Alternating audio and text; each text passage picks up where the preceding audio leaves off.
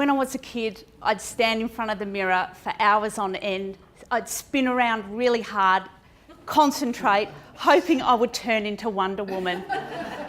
Unfortunately, it didn't pan out. So, as a person that wanted to save the world from evil dictators, my only kind of career option, once Wonder Woman failed, was to join the army. Around 2003, the Iraq War started, and they were deploying Australian troops into Baghdad to protect the Australian ambassador and all of his staff. Unfortunately, they weren't going to send me. In order for me to go, I'd have to be attached to an infantry company. And the problem was that although I'd do my role as a bodyguard, you'd have a secondary role within the infantry company.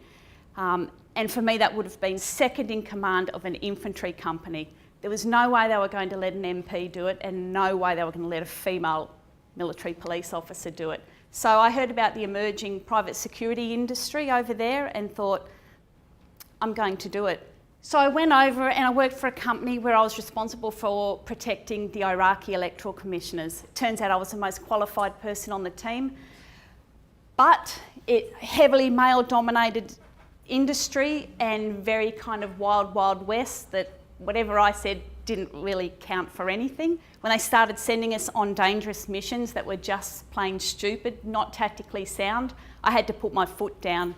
Eventually, I refused to go on any Redzone missions, which were basically any mission that was outside the heavily fortified green zone. Less than a month later, the team were ambushed on the airport road and 3 members of the team were killed.